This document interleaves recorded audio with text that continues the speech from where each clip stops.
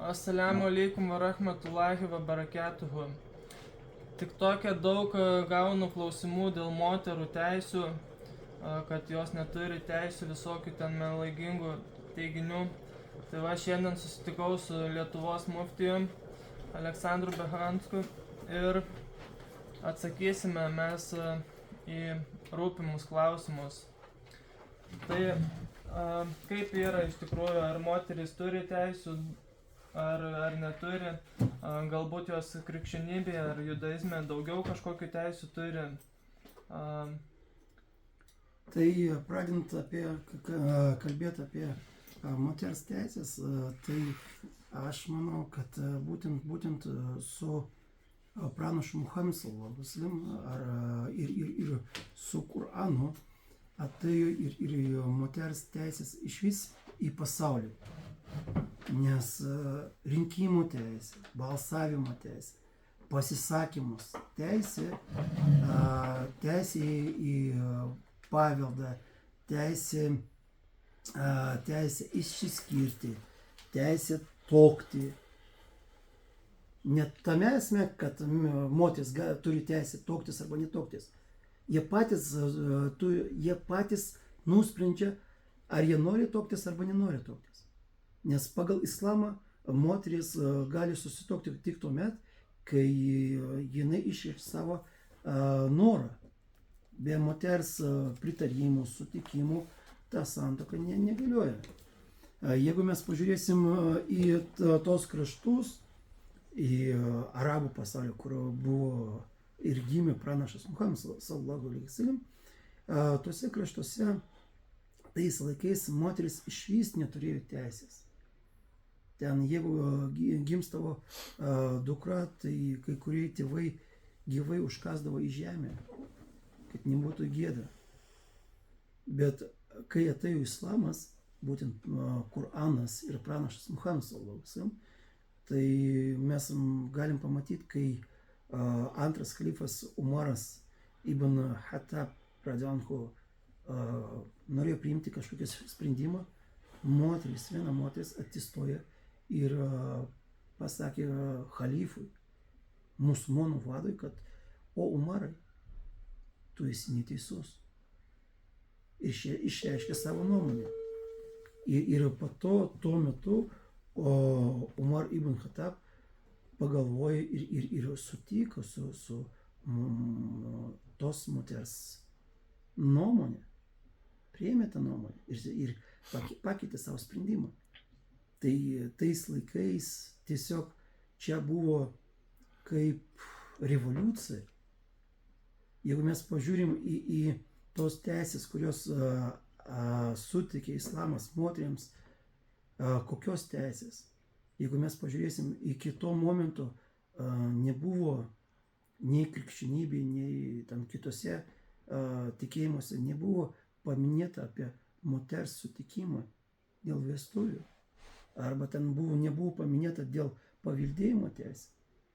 Jeigu mes pažiūrėsim dėl tų skyrybų, kada moteris gali pagal Seną Naują Testamentą, pagal Bibliją, kada moteris gali išsiskirti su savo vyru, tik tuomet, kai jo vyras svetimauja.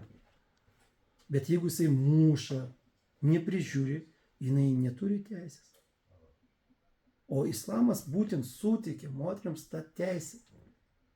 Jeigu mes pažiūrėsim į hadisus, tai mes pamatysim taip, ką sakoma, rojus yra po jūsų mamos kojų.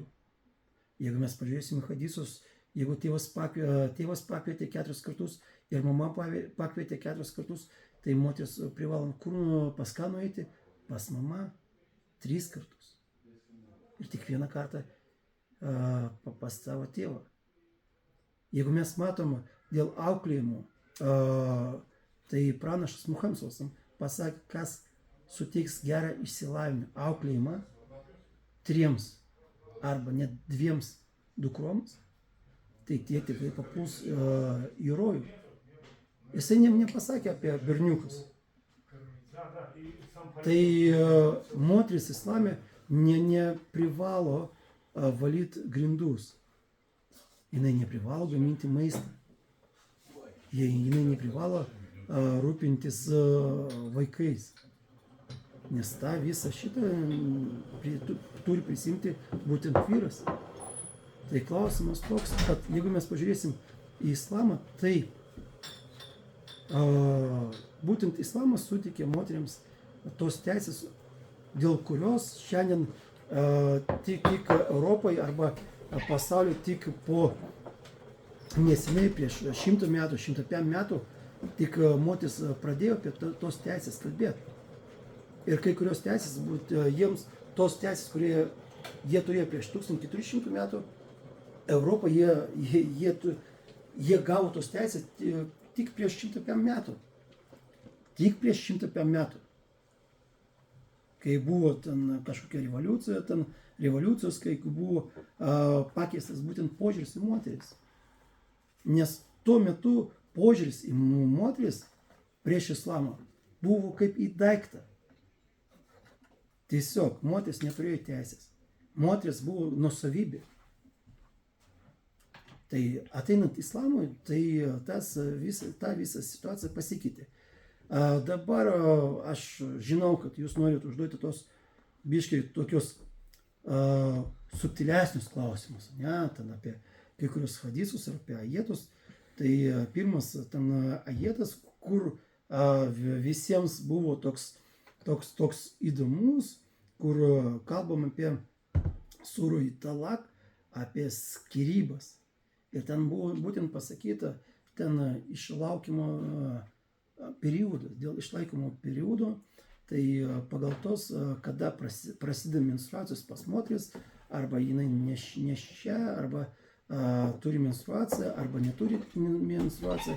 Ir ten yra toks žodis, taip, yra tas žodis, tie, kurie merginos, tiems, kurios dar neprasidėjo menstruacija.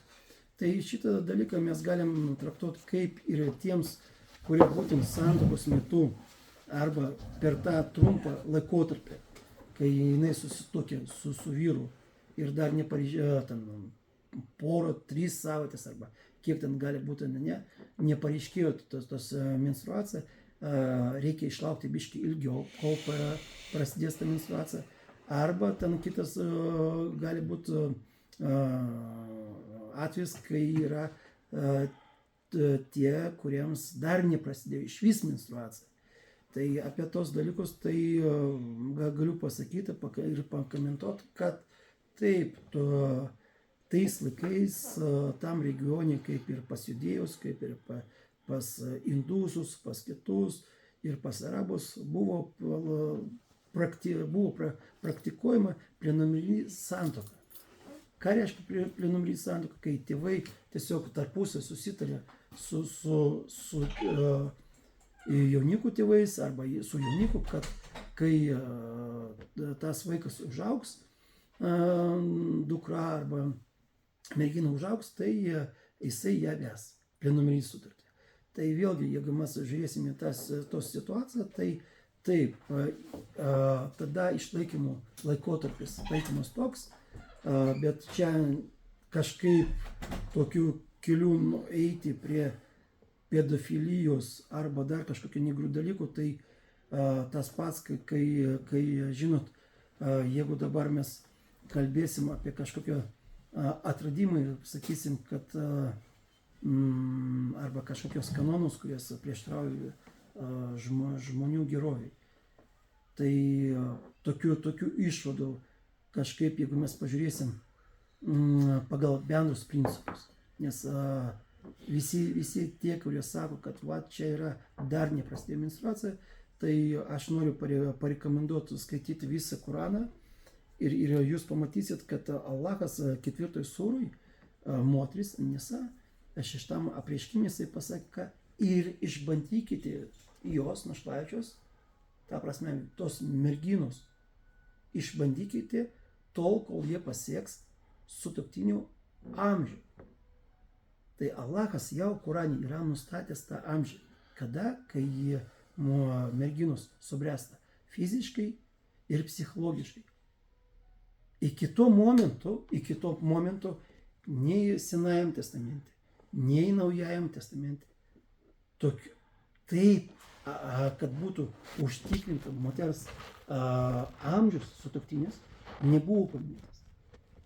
Kaip ir nebuvo paminėta ir nei Senajam testamente, nei Naujajam testamente, kiek vyras gali turėti žmonų.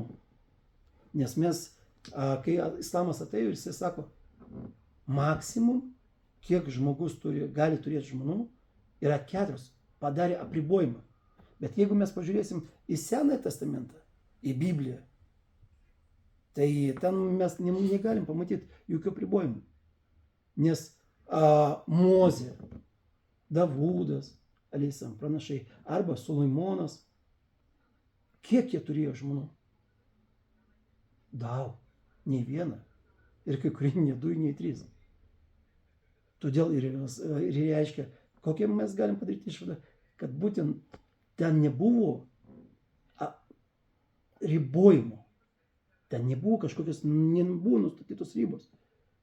Islamas atėjo ir padarė ribos, nedaugiau kaip 4. Tai taip pat ir čia. Kada? Nuo tada, kai moteris subrenda, kai prasideda menstruacija ir kai jinai subrenda fiziškai ir dvasiškai, tik tuomet jinai gali tapti pilnavertė žmona. Iki to momento taip mes galim sudaryti plenaminį sutartį. Bet plenaminį sutartį tai nereiškia, kad čia, kaip sakoma, plenaminį sutartį nereiškia, kad jisai pagal tą plenaminį sutartį gali turėti lytinius santykius. Todėl labai skiriasi tiek požiūriai ir tie komentarai. Jeigu jūs skaitysite tik vieną sakinį, taip, bet islamas tai nėra vienas sakinys. Islamas yra būtent visas Kuranas ir hadisai. Ir dar apie vieną hadisą, kur kai kurie žmonės užduoda klausimą, ten Buchari 304 hadisas, kur sakoma, kad kodėl pranašas Muhamedas pasakė, kad moteris, kaip ten sako, kad moteris biški turi trūkumus dėl religijos ir proto.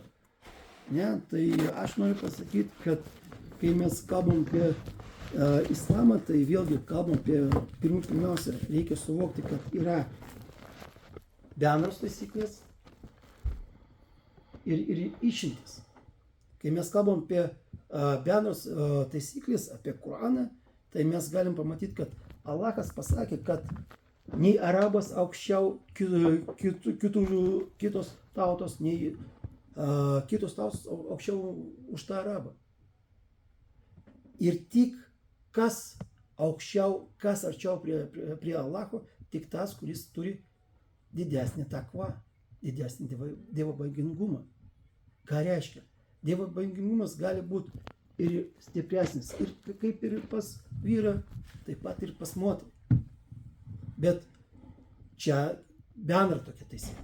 Bet jeigu mes grįžtam prie to hadiso, tai reiškia, šitas hadisas yra išimtis, speciali norma. Ir pagal tą specialią normą mes turim ir spręsti, ką jis nurodo. Tai pagal tą specialią normą, tai mes matom, kad taip, moteris, kai jinai menstruoja, kai pas jai būna tos mėnesinės, tai jai nereikia atlikinėti maldos ir jai nereikia pasininkauti. Tai dėl šito religinių trūkumų ir šitoj specialiai normai, šitom specialiai taisyklai ir buvo kalbama. Antras dalykas, jeigu mes sakom apie proto trūkumus, ne, kaip mes kalbam, tai mes turim vėlgi remintis bendrą taisyklę. Kiekviena moteris gali pasiekti daugiau negu vyras ir mes matom tokios pavyzdys, kuris žmogus mirė, pirmas žmogus, kuris mirė islamo kelyje, buvo moteris. Kuris pirmas žmogus, kuris tapo musulmonu po pranašo Muhamedas, buvo moteris. Kuri buvo islamo teisės pradininkė, buvo moteris. Kas įkūrė pirmą iš vis ne tik islamo pasauliu, bet iš vis visam pasauliu. Universitete buvo moteris. Tai klausimas čia čia vėlgi, jeigu mes žiūrėsim šitą klausimą vien tik pagal tą specialią normą, tai ten yra hadis sakoma, dėl proto trūkumo. Kodėl? Todėl, kad Allahas sako pagal tą specialią normą, ką jis sako? Taip, kadangi Allahas saugojo moteris ir jis žino, kaip jie masto, kaip jie galvoja, jisai pasakė būtent dėl liudijimo teisme arba kaip liudijimo sudarant kažkokį sandorį, jisai pasakė, kad geriau ir būtina, kad jeigu nori paliudyti moteris, tai privalo paliudyti 2 moteris. Pirmiausia, čia kaip ir aš sakiau, apsaugoti tos moteris nuo tos atsakomybės prieš Allahą, ar jinai matė arba nematė, ar patvirtinti tą sandorį arba nepatvirtins, arba buvo liudininkė, arba nebuvo liudininkė. Antras dalykas, kad vėlgi dėl tų mąstymų. Dar vienas hadisas, apie kurį ten kažkas minėjo, kur mūsų pranašas Muhammedas pasakė, kad matė daugiau moterų, pragare, ne vyrų. Tai jeigu dėl šito klausimo, tai aš manau, kad pas krikščionius ir judėjus jie negali turėti kažkokių tokių klausimų, kodėl moterų arba ten vyrų daugiau arba mažiau. Nes ir krikščioniai ir judėjai pripažįsta, kad kas pirmas padarė nuodėmę ir kas pirmas suklaidino savo vyrą, tai buvo moteris. Kas suklaidino ir kas pastumė Adamą aleisam suvalgyti, prisiartinti prie tų medžių. Kas? Jo žmona, mūsų mama Hava, Jeva. Tai kodėl taip atsitiko, tai aš manau, kad reikia, jeigu taip reikia vis dėlto paklausti Allaho ir paklausti, kodėl Allahas siuntė būtent kaip pranašus, būtent jisai siuntė vyrus, o ne moteris. Bet čia vienas dalykas. Bet vis dėlto, jeigu mes taip pažiūrėsim, kodėl taip yra, todėl kad vis dėlto, čia yra ne dėl to, kad moteriams nesutiktos mažesnės galimybės. Ne dėl to, kad moteriams sutiktos kažkokia didesnė arba mažesnė atsakomybė. Arba kažką jos yra prakeiktos, kaip kuris sakė, kai mes matėm, kad nesenai prieš 300 metų arba 500 metų Europoje buvo inkvizicijos, ir krikščionybė tiesiog degino, žudė tos moteris. Tiesiog apkaltinami, kad jos yra raganos ir viskas. Tiesiog, kad moteris kažkam padėjo, kažką padarė, buvo apkaltinta raganavimu ir jinai buvo arba sudeginta, arba pakarta, arba nužudyta kitokiu būdu. Tiesiog. Tai dėl šitų klausimų, tai dėl šito veiksmų, tai jie neturi kažkokio prieštaravimo. Ten aš nemačiau, kad mes negirdėjom istorinių kažkokiu atveju, kai buvo sudegintas vyras, apkaltintas raganavimu. Mes negirdėjom tokiu atveju. Ir paskutinis, kas buvo nužudytas Lietuvoje už raganavimą, buvo moteris, o ne vyras. Tai čia yra irgi faktas. Bet visą šitą paliekam istorikams, tyrinėtojams, bet ką aš noriu pasakyti. Kai mes kalbam apie kai kurius dalykus, taip, moteris, jinai turi biškai daugiau galių negu vyrai. Ir moteris gali paveikti ne tik save, bet ir savo šeimą, bet ir savo vyrą. Kartais. Ir čia labai paprastas pavyzdys, kaip su Adamu aleisam, Nes vis tiek, kaip bebūtų, ir reikia pripažinti, kad moteris, tai, kaip sakoma, vyras yra šeimos galva. O moteris, jie yra tos galvos Kaklas. kaklas. Ir kur moteris pasuks, ten ir vyras. Ką jinai padarys? Ką jinai parodys savo vaikams? Vaikas ima pavyzdį iš savo mamos. Ne tiek daug iš savo tėvo, bet iš mamos. Ir taip mes turim suvokti, jeigu moteris bus Dievo baigingi, jeigu jinai bus tikinti, bus patenkina savo vyru, rodės pagarba savo vyrui, rodės pagarba savo vaikams, meilė savo vaikams, rodės gerą pavyzdį, tai jokių problemų. Tai jinai, Allahas pasakė, taip pat pasakė, jeigu moteris tikinčia, tai jai labai paprasta įžengti į rojų. Kokia sąlyga? Kad jos vyras būtų ją patenkintas. Tik tiek. Kad nestresuotų. Daugiau, kai vyras grįžta namo, kad nesukeltų papildomų stresų. Kad vyras ateina namo. Kartais taip, būna daugiau pinigų, būna mažiau, būna vieną dieną geresnė, vieną blogesnė. Bet kai vyras grįžta namo ir moteris pradeda sakyti, kalbėti, kad kur tu buvai, man reikia daugiau pinigų, man reikia daugiau papuošalų, man reikia daugiau dovanų, man reikia didesnio namo, pati dar nori pasigrožėti, išeiti į gatvę ir pasidažyti ir pasirodyti prieš ką. Tai čia yra moters prigimtis. Jeigu jinai susivaldo ir kontroliuoja visus šitus, savo prigimtį, tiesiog musulmonė tiesiog paklūsta savo vyrui, nekelia papildomų stresų, problemų, tai ką jinai įžengia į rojų. Labai paprasta. Bet vėlgi, čia, kaip aš sakiau, kai mes kalbam apie tos tokios atvejus, čia yra specialiosios normos. Apie tą, kad paliudyti teisme, paliudyti dėl sutarties, čia yra specialios normos. Arba tai, kad kai mes kalbam apie tikėjimą, kai moteris negali pasininkauti arba ten atlikinėti maldą. Čia yra specialios normos.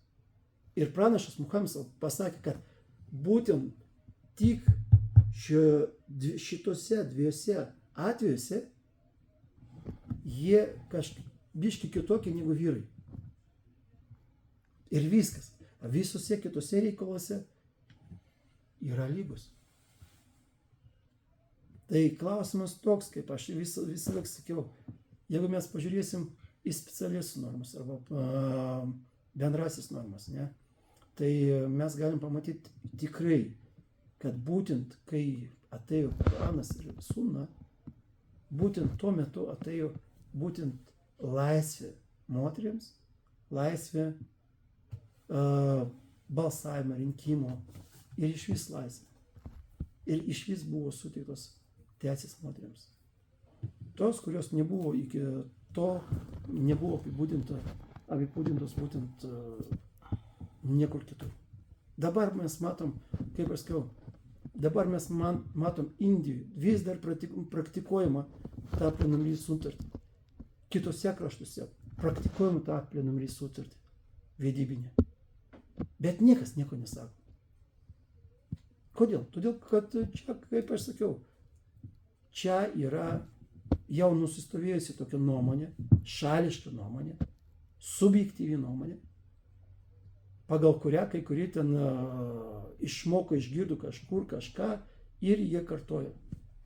Tik tiek. Bet jeigu mes įsigilinsim į tos teisės, įsigilinsim ir suprasim, kas yra bendros nuostatos, bendras taisykė arba specialus normos, tai viskas aišku ir jokių prieštaravimų nėra. Ir taip pat, kaip aš sakau, dar pasikartosiu, moteris islame sutiktis tokios, nes teisės, kurios nėra apibūdintos bet kuriam tikėjimui, tiek daug teisių nesuteikta. 100%. 100%. Nes, kaip aš sakiau, jeigu pradedam kalbėti apie moters teisų, dėl žmonos teisų, ką jinai privalo daryti, ką neprivalo daryti. Ir kartais mes čia kalbam ir sudarinėjom santuoką religinė, tai aš aiškinu, kokią atsakomybę prisima vyras, kokią atsakomybę prisima moteris, tai moteris sako, va, kaip pas jūs gerai. Nes jinai neprivalo dirbti. Jinai neprivalo rūpintis, kaip aš sakau, jinai neprivalo gaminti maistą savo vyrui pagal islamą. Jinai neprivalo valyti indus, grindus, skalbti drabužius. Neprivalo. Privalo tiesiog rodyti pagarbą ir meilę vyrui, tik tiek.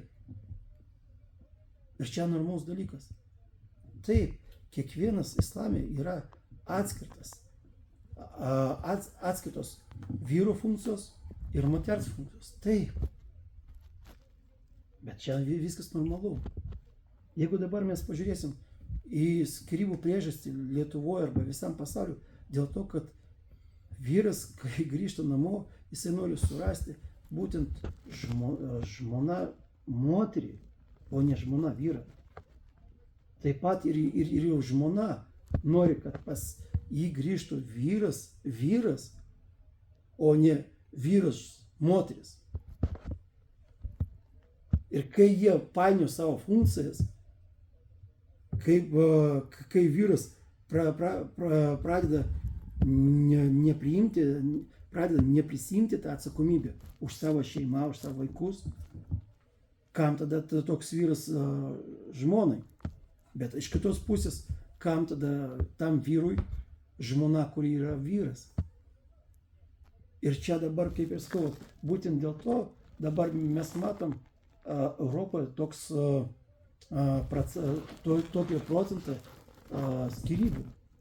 Ir mes matom, kame yra problema. Ne tame, kad jie blogai gyvena arba kažkokia taip. Tiesiog, kai nėra harmonijos šeimoje, tada yra problema. O harmonija gali atsirasti ne tuomet, kai vyras nevykdo savo funkciją, arba moteris nevykdo savo funkciją. Arba tas vykdo, tas nevykdo. O kai ir tas vykdė savo būtent funkcijos. Vyras niekada negali tapti moteriu. Ir moteris niekada negali tapti vyru. Vyras, kiek jam bebūtų atlikta operacijų, arba išgertų ten kažkokį vaistų, vis tik niekada jis nepagimdys vaiką. Ir taip pat nuo moters, kuri bet kiek padarytų ten operacijų, dar kažką, niekada nuo jos kita moteris nepastos. Niekada. Tai tik ir noriu pasakyti šiandien, tikėkime, kad labai džiugu ir smalsu, kad vis dėlto jūs domitės islamu, jums įdomu šią religiją. Taip, kad jūs skaitot kažkokios hadisus, ajetus, labai džiugu, bet, kaip ir sakiau, reikia skaityti tos ajetus arba hadisus būtent sistemiškai, būtent žiūrėti į visą hadisų rinkinį arba visą apreiškimų rinkinį, visą Kuraną arba visą hadisų, ar net žiūrėti į visą ir ajetus, ir hadisus bendrai apimus, žiūrėti ir tik tada galim priimti kažkokią sprendimą arba pritarimą. Tai, o kitiems aš norėčiau palinkėti, tik jeigu kažkas neturi tokių gebėjimų pamastyti, palyginti, jeigu jie paskaito mūsų pranašo Muhammad sallallahu alaihi wasallam arba mūsų pranašų Muhammedo bendražygių gyvenimo aprašymus ir jie kuo puikiausiai pamatys, kaip mūsų pranašas Muhammedas elgėsi su savo žmonomis arba kaip reikia elgtis iš vis su savo šeima, su žmona, su vaikais, su savo tėvais. Supratau, dar galėtumėt gal pakomentuoti, kodėl moteriams ta palikimas biški mažesnis negu vyrams, nes galbūt dėl to jos jaučiasi Taip, nuskriaustos. dėl palikimų, taip, jeigu mes kalbėsim palikimų, tai vėlgi klausimas toks, kad kai pora žmonių irgi pas mane atėjo ir paklausė, kodėlgi ten dėl palikimų 1/3 ten, ne, jeigu ten lieka ten sūnus ir dukra, tai sūnui 2/3, o dukrai 1/3 atitenka. Tai ir kai kurie žmonės pradeda iškart sakyti, kaip čia, kodėl nėra lygybės. Taip, jeigu mes žiūrėsim tik į vieną šitą dalį, taip, tada mes galim prieiti prie tokio sprendimo, bet jeigu mes paskaitysim, kaip aš sakau, sistemiškai, pažiūrėsim apie situaciją, kokia yra moters islame, tai mes galiu pasakyti, kad tas sūnus, kuris gauna biški daugiau to palikimo, jisai privalo rūpintis savo seserim. Ir sesuo gali išvis iš to palikimo neišleisti nė vieną centą. Tas palikimas jai lieka ir kai jinai ištikės už kitą vyrą, jeigu jinai ištikės, tai liks jai ir gali jinai paimti iki 1 cento. O brolis turi rūpintis kaip ir savo šeima, kaip ir savim, savo šeima, taip pat ir savo sesuo. Tai čia, jeigu pažiūrime tą situaciją, kad brolis gaunant palikimą privalo rūpintis ir dar savo sesę, arba vieną, arba kitą, arba daugiau, tai jau rezultatė pabaigoje mes paimsim ir paskaičiuosim, kam daugiau atitenka tų pinigų, tai mes galim pamatyti, kad tikrai ten moteris net daugiau yra apsaugota negu vyras. Nes vyras taip kažkiek procentaliai biški gauna daugiau, bet sumoj jisai išleidžia dėl savo sesers viską. Ne, tai jisai rūpinasi savo šeimą, bet taip pat ir savo sesę. Kur jinai gyvena, ką jinai valgo, drabužis, maistas, jeigu reikia išsilavinimas, mokslas, dar kažką, viską turi pasirūpinti jo brolis. Na, aišku. Ir sesuo iš savo palikimo, jinai net, kaip ir sakiau, pasikartosiu, kad jinai gali neišleisti nė 1 cento. Tai todėl, jeigu sumoj paimsim, tai kaip ir sakiau, speciali norma taip, bet jeigu mes pažiūrėsim į visą sistemą, į visą situaciją, tai moteris net dar lieka pliusai negu tie vyrai. Na, aš supratau, dėkui labai už atsakymus. Tikiuosi atsakė gerbiamas muftijus jums. Jeigu turi dar kokių nors klausimų, tai galite klausti. Assalamu alaikum.